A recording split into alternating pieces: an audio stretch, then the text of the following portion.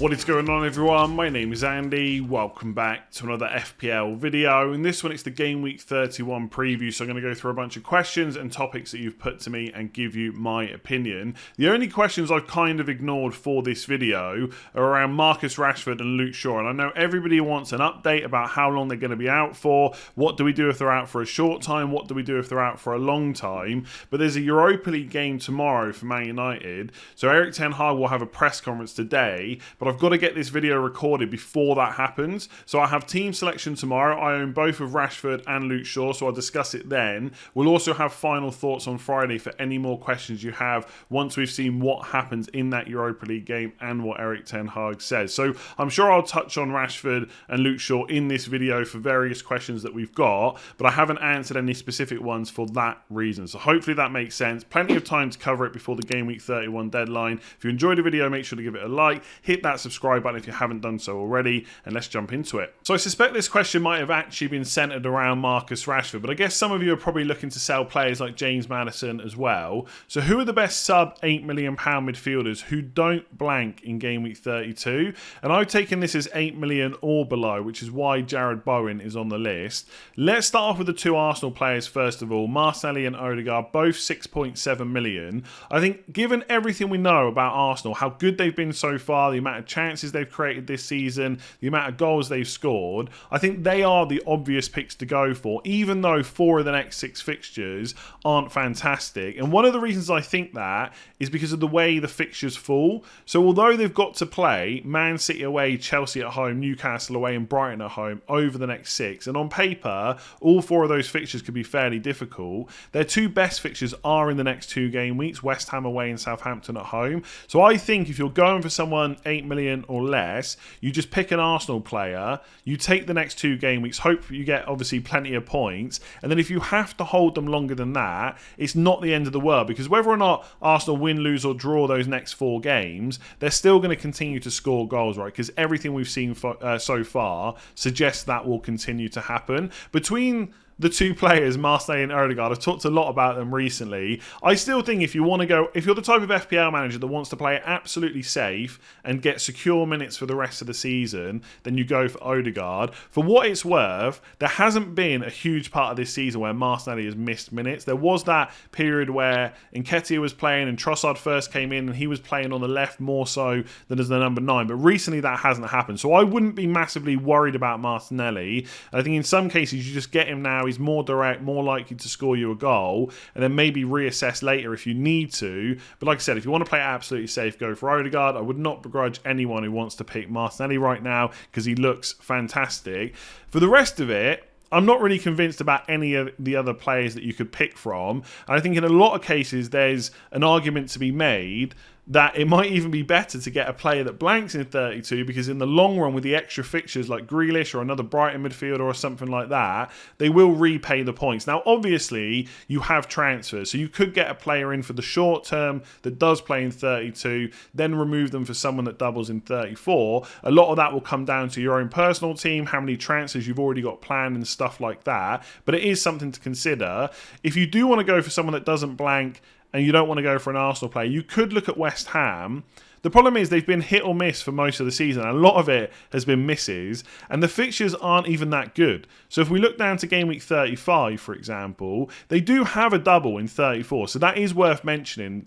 Different to Arsenal, they will get an extra fixture in that game week, but it's Crystal Palace away and Man City away, so 2 away games, and some of the other fixtures are Man United at home, Liverpool at home, and Arsenal at home. Now, thankfully for West Ham, they are all home fixtures, but they're all fairly tough. And I know Liverpool haven't always defended well for a lot of this season. Man United, they can be gotten at times, but they are not fixtures you would look to target. So even with the extra fixture, I'm not convinced Bowen or Benrahma is better than Martinelli or Odegaard. And with Benrahma, who a lot of people kind of mentioned recently because he's on penalties, his minutes don't even look fully secure either. So you go back a little bit further, 18 against Spurs, played like most of the game against Forest, only half against Brighton, then back-to-back 90 minutes, suddenly looks great, but then 62 against Newcastle and only 30 against Fulham. So when he's on the pitch, he is West Ham's first choice penalty taker, but if he's not on the pitch, that doesn't matter.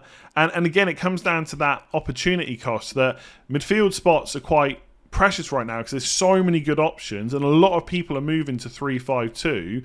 Do you want Benrahma as one of those 5 midfielders, or even Bowen, who's absolutely nailed, but for 8 million he's provided 4 goals, 7 assists all season compared to what he did last year? That is quite poor.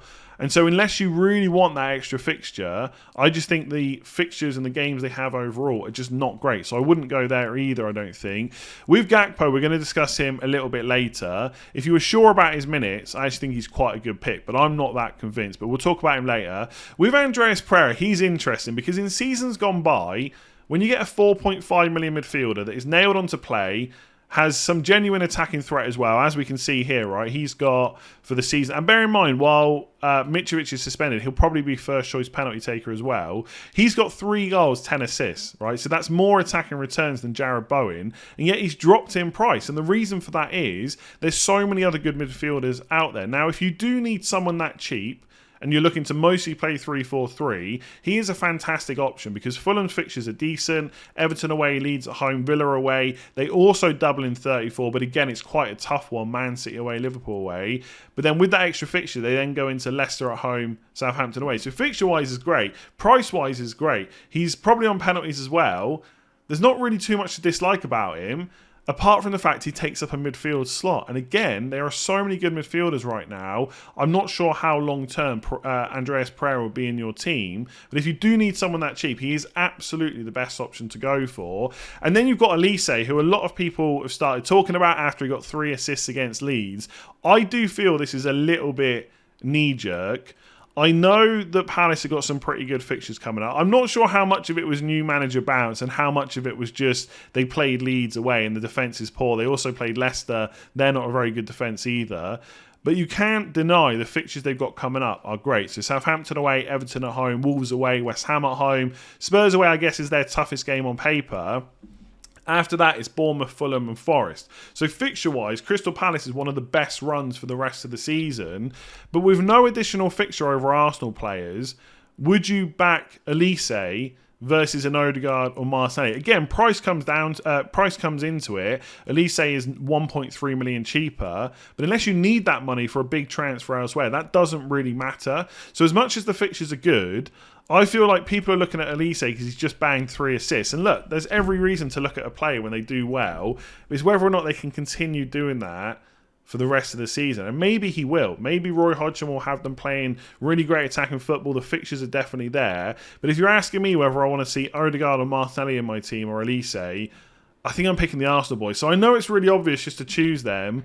But I think if you're looking elsewhere, you're looking for something different. And there's nothing wrong with that. But if you want the obvious best pick, it probably is one of those Arsenal boys. I'd probably go Odegaard because I'm boring. If you're not so boring, go for Martinelli. And if you want a bit of fun, I think Elise probably is the one I would go for out of the rest, just because of the fixtures he has. All right, who are the possible Liverpool differentials? Most people are looking at Salah, but the recent penalty misses are making me look at cheaper alternatives like Gakpo, who could be on penalties if Klopp decides to change. So we'll talk about the differential part in a second. Let's talk about the penalties first of all. So Klopp has said they're going to have a discussion. Obviously, then they'll make a decision.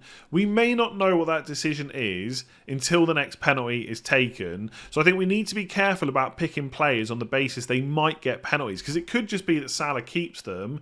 And even if they do decide to change, well, yeah, they might go to Gakpo or Nunez or Jota or Fabinho or Trent or anyone else in that squad. If we're looking at records, then I think Fabinho's is something like 24 scored from 25 taken, so he would make the most sense. But my gut instinct is that Salah will keep penalties, because from the outside, obviously I don't have any inside information to how these discussions are going to go.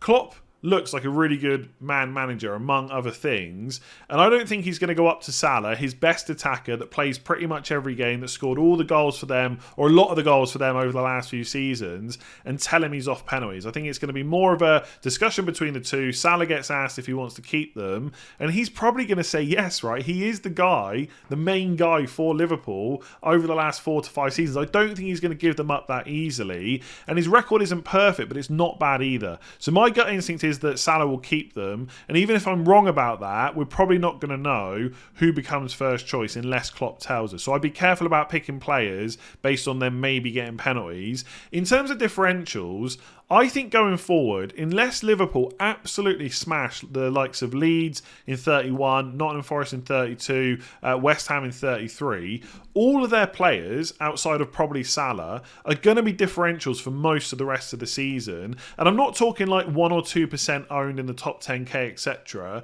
But if in the top 10k or the top 100k or something like that, the kind of spots that you're looking to aim for, Trent is owned by 40% of managers. That sounds quite high, but 6 in every 10 then don't own him.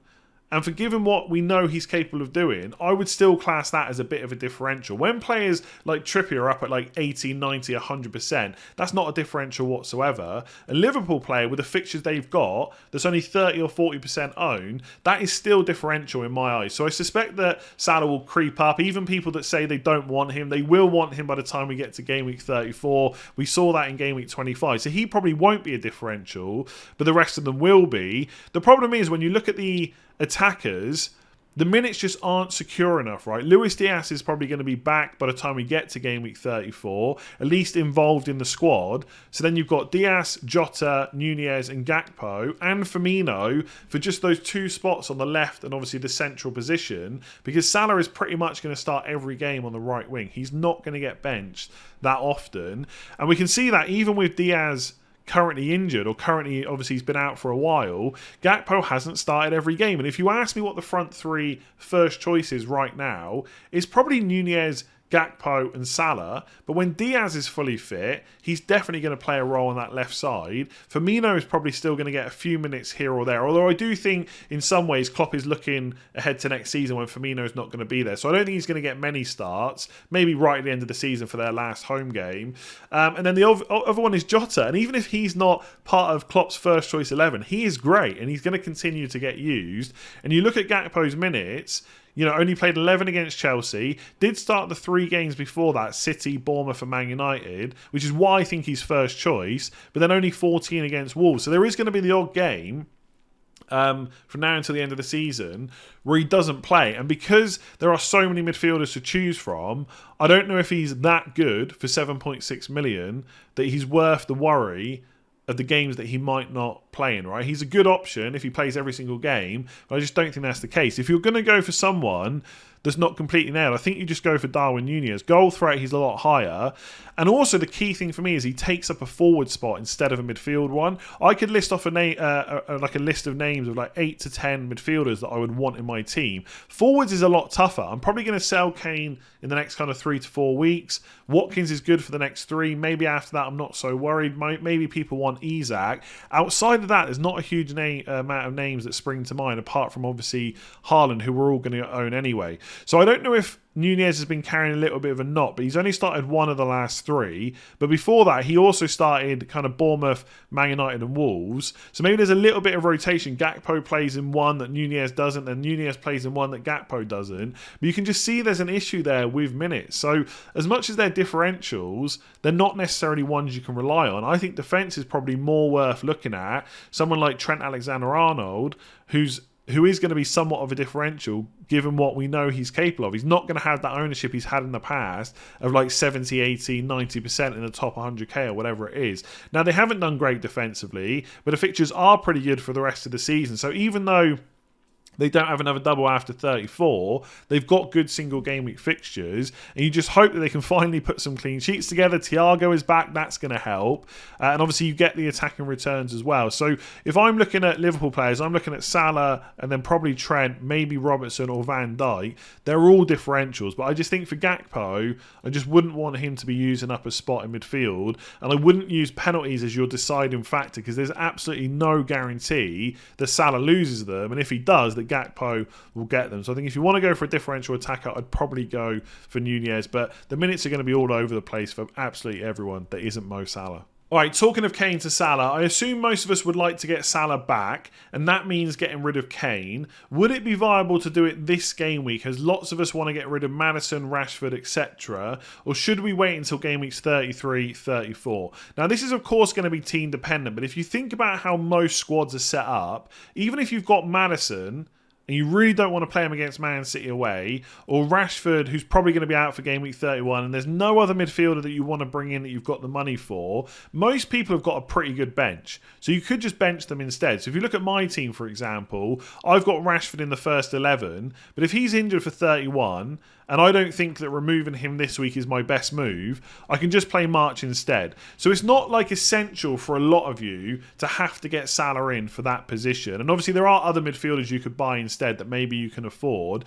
The other thing to say is because of all the double game weeks and stuff we've had to manage recently, some people have had to buy Haaland back last week. Most of you are only going to have one free transfer. So then you're talking about doing Kane to Salah for a hit. Now Salah's got a really good fixture, Leeds away. He can absolutely get a big score there. But Kane has got Bournemouth at home. So I don't see how that move, specifically for those two players, is worth a -4. Maybe if you haven't got a bench and there's no other midfielder you want for Maddison and you really want to get rid of him this week, maybe then you could just about justify it for a hit. But for most of you, I don't think it's worth it unless you decide you want to captain Salah. But even then, Haaland has got Leicester at home.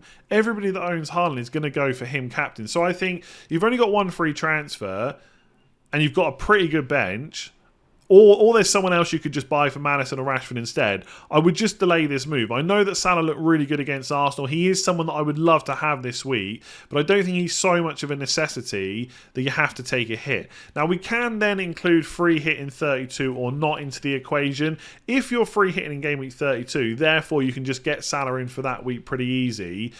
I definitely wouldn't do it for a hit this week, right, if you've only got one free transfer. If you're not free hitting in 32, you could maybe justify it because then you've got Salah this week against Leeds and then you've got him for Nottingham Forest at home where Kane has Newcastle away. But again, is that worth 4 points this week specifically where you could just do it next week instead?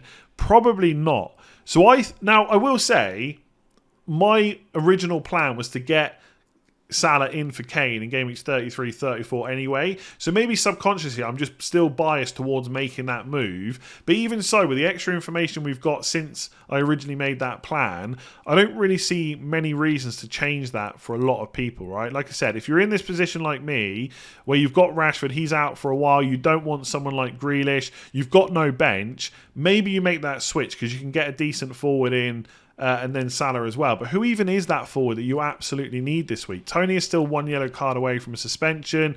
Isak's pretty good. Aston Villa away. Is he essential to get in this week? I would say probably not. So I don't want to rule it out for everyone. Some of you might have 2 free transfers out there. Some of you really might want to captain a differential and you're deciding that that's Salah instead of Haaland or Kane. But for a lot of you, I just don't see the point in making this move this week. You can either wait until game week 33 where Kane has Man United at home and Salah has West Ham away, or you wait until game week 34 where it's the double game week. Just to quickly add, before we move on to the next question, a lot of people have said to me, what, you've compared Salah to other midfielders in other videos, but you haven't compared Salah to Kane. Kane has been so consistent. Why are you looking to get rid of him for Salah, who hasn't been great this year? It's purely down to the extra fixture. Bearing in mind that I'm personally looking to do it probably from 34 onwards, when Salah has a double game week and then Brentford, Leicester, Villa, Southampton. So it's only one extra fixture, but I think it's good enough to make that move, especially when I can hopefully do it for free. Whereas Kane in 33 has got Man United, 34 is Liverpool away. Can he score in that game? Absolutely. But it's much better to have Fulham and Spurs at home rather than Liverpool away. And after that, to be fair to Kane, the fixtures are great. Palace at home, Villa away, Brentford at home, Leeds away. But you know me, I have the faith that Salah, given that he's a midfielder, hopefully he keeps penalties, extra point for a goal, etc. In those last 4 game weeks, 35 to 38, hopefully Salah will outscore Kane. But to be honest, it's going to be quite close. And given the fixtures that Kane has, Palace at home, Villa away, Brentford at home, Leeds away, there's absolutely every chance that he will continue to smash it. So the only other option is to have both, have Salah in this spot and keep Kane. But the only way to do that is to get rid of Bruno Fernandes and just shift the funds around somehow.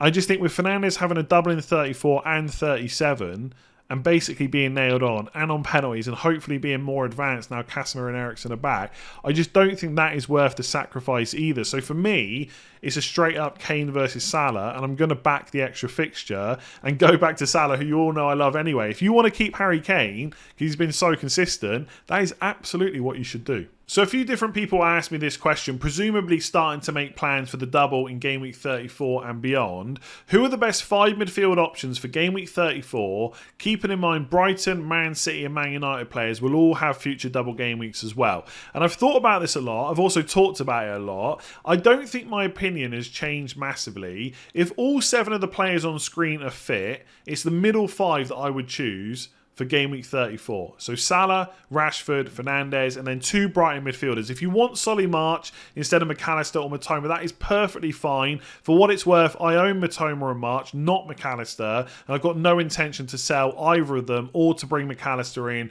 unless there's injuries. But basically, 2 Brighton midfielders, Rashford, Fernandes, and Salah. And the reason is, as good as Man City are, right, I am never going to be 100% confident about their minutes for the rest of the season, right? And last night, they beat Bayern Munich fairly comfortably, 3-0. They're probably going to go through the quarterfinals now. It'd be very unlikely for them to go out, but Pep is not going to see it as a foregone conclusion. So it'll be another pretty strong squad for the second leg against Bayern Munich. Then they're going to have the semi-final, and I'm always going to have slight worries about my players around that time. So last night, when the lineup came out, I think it's actually a pretty settled Man City side right now. You've got Stones, Akanji, Diaz and Ake in front of Ederson, of course. Then you've got Rodri, Gundogan, De Bruyne seem to be the midfield 3. Then you've got Grealish, Haaland, and then last night it was Bernardo Silva. I think the right wing spot is probably the one that's going to see the most rotation because Mahrez can play there as well. So for the short term, or maybe even the long term, I actually don't think Grealish's minutes are that much of a concern because the only other player that really plays on the left is Foden, and he's out right now. So even when he's back, he may not come straight into the team. And if he does, it could also be in that right wing spot. So I actually think for the next 4 to 5 game weeks, Grealish is probably fine. And I think most of us thought that last week. And guess what happened? Last night, Man City played. Grealish played a lot of minutes. And I started getting questions. Will Grealish definitely play against Leicester? And I think the answer is yes. I think he will play. But do you want those doubts in your mind? And is Grealish a better option than any of those other 5 players? I don't think he is. Rashford has higher goal threat. The 2 Brighton midfielders are cheaper and they've got more double game weeks to come. McAllister is also on penalties. Matoma and March goal threat is pretty decent. Salah's on penalties. Well, okay, let me go back. Salah's probably on penalties. Higher goal threat, probably better minutes as well. And Fernandes similar, right? Guaranteed minutes and on penalty. So I just don't see how any of them, when fit, are worse options than Grealish. Now, to be fair, I don't think Grealish is miles behind any of them. So if you want a bit of a differential, I would definitely be looking at him because no matter how many people are talking about him this week, unless Rashford is definitely out for a long time, Grealish will probably still be somewhat of a differential, so you could look at him. But if I'm going for the perfect 5, it's probably not him because once they're through the quarterfinals, you've then got semi-finals to worry about. Phil Foden might be back, and as a long-term pick, I'm just not sure he's the one. For what it's worth, have I said that a lot of times? Maybe I have. If Rashford is a doubt for 34, I'm probably doing Rashford to Grealish this week. So he is quite high up on my list of players that I would like, but not ahead of the other 5. And then with De Bruyne, I just don't think his minutes are necessarily any more secure than Grealish. He's way more money, and I'm just going to want Salah instead. And I know in the question, there was the bit about the fact that Brighton, Man City and Man United have future double game weeks, but unless you can guarantee the minutes, those extra fixtures don't necessarily matter. So if I'm taking a straight-up choice between De Bruyne or Salah, I'm picking Salah. My rough plan would be, when we get to game week 37, when Man City's next double probably will be after 34, then I could possibly make the switch to get rid of Salah for a different Man City midfielder instead. I just think for 34, 35 and 36, I'd rather have Salah than any of the Man City midfielders. So that's how I felt for a long time. That opinion hasn't really changed. But obviously, Grealish has looked fantastic. Looked good again last night. Definitely an option if you want to go for him instead. So there's still been quite a few questions about when the best time to free hit might be. Is it game week 32 or is it game week 34? To be honest, what your team looks like right now should pretty much dictate when you're going to use the free hit, because you know how many players you own are going to blank in 32 and how many transfers you have to deal with them. If you can't get a good side out for game week 32 and there's a lot of players that you would have to take out that you want to keep long term, that is the week to use it. If you're not in that position, then you probably delay it and use it in game week 34 instead. The only slight spanner that's been put in the works is obviously Man United players like Shaw, Fernandes and Rashford. For a lot of us, we got them in for the good fixtures, to then free hit in 32 to carry them forward. If Shaw and Rashford were out for a long time, maybe you could change from going free hit 32 to 34, switch those Man United players out and get maybe Arsenal players in or Liverpool players instead. But I still think for a lot of teams, you're going to have too many transfers to make to warrant saving your free hit past game week 32. So if you look at my team, for example, the players that I've got blank in are Kepa, which doesn't really matter too much because I can just play Raya instead. But I've got Chilwell, Luke Shaw, Estepinian, March, Matoma, Fernandes, Rashford, and Haaland. That's 8 players that are going to blank. So even if I got to game week 32, remove Rashford, remove Shaw, let's say they're out for a long time, I've still got 6 players that are blanking and only 2 free transfers over the next couple of weeks. It's just too much to deal with and too much to change my plan. So I have thought about it, but I just don't think there's enough upside to saving it. The key things, I guess, for 34 are Man City defence is looking pretty good and fairly settled right now, though that can always change because they've got so many options on the bench. So I would like to maybe have 3 Man City players for 34, which could be Haaland, Grealish, Edison, maybe a defender, like 3 of those 4. I'm probably not going to be able to do that if I free hit in 32, but I still think it's worth going with the original plan. I don't think that extra Man City player makes a huge amount of difference. The other stuff that could come into play is if Rashford is out for a while, other players like Sancho, Anthony, etc. are probably going to see more minutes than they usually would.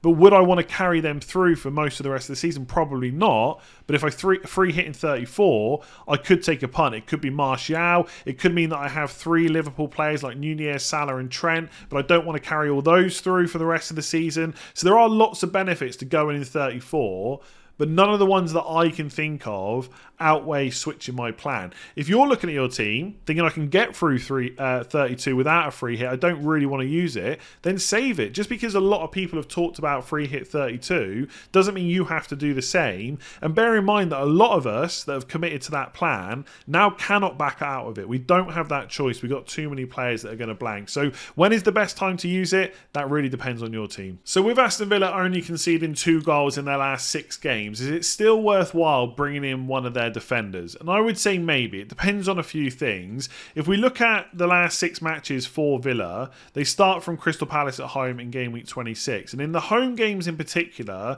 they have defended really well. So 0.17 expected goals conceded against Palace, 0.59 against Bournemouth, and 0.25 against Nottingham Forest. All really good results from a defensive point of view, but obviously all really good fixtures as well. Nottingham Forest, Bournemouth and Palace are not teams that you would expect to go and score a huge amount of goals away from home. And I fully appreciate that Palace have just scored 5 against Leeds away from home, but back under Vieira, back in game week 26, they weren't playing that well. In the away games, they also did really well against Leicester, 0.48 expected goals conceded. So to be fair, in 4 of the last 6 games, they have also defended really well. But against Chelsea, they gave up 2.09 and 2.22 against West Ham. And in those 2 games, they only conceded 1 goal. So you could maybe say they've been a little bit fortunate in those 2 games specifically. And then I don't want to go through all the games going back, but there are plenty of games where they've given up a lot of chances, right? 1.71 against Everton, 3.28 against Arsenal, etc. And if you look at the games coming up, like, yes, Newcastle is a home game, but they're playing so well right now. I would say that's a maybe for a clean sheet. I would back Newcastle to score at least 1 goal. Then it's Brentford away in 32. That's going to be difficult, especially if Tony is not suspended. Fulham at home's not bad in game week 33, especially without Mitrovic. In 34, it's another away game against Man United. I would expect them to score. Wolves away, maybe you keep a clean sheet. And then Spurs is a home game, but like Newcastle, would you back Spurs to score at least 1 goal, especially with the form that Kane has had all season?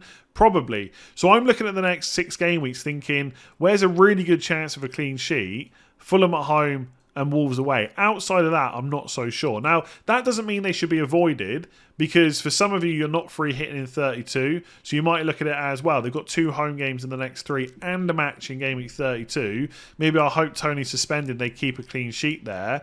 that might be worth doing. Also, the defenders you're looking at, like Moreno and Mings, are 4.4 and 4.5 million. So they're very cheap. You could bench them. You don't have to bring an Aston Villa defender in and play them every single game. So that's another thing to look at. I would say if you're free hitting in game week 32, there's other defenders that you should probably be looking at if you've got the money. So maybe a Man City defender if you want to take a risk over the minutes, maybe a Man United defender, because they've got arguably a better fixture this week. They got the double in 34 and better fixtures after that as well. And if you're free hitting in 32, you're not worried. And I know right now, when I free hit in 32, I won't be picking an Aston Villa defender. So I think they're okay to look at, but I wouldn't be expecting them to only concede 2 goals in their next 6 games. I think plenty more goals are coming, but they have been playing well at home recently. I just look at the fixtures and think, there's quite a big reason for that. Forest, Bournemouth and Palace at home is a lot different to kind of Fulham, Spurs and Newcastle. So I would expect them to concede more goals. But you don't have to play them every week.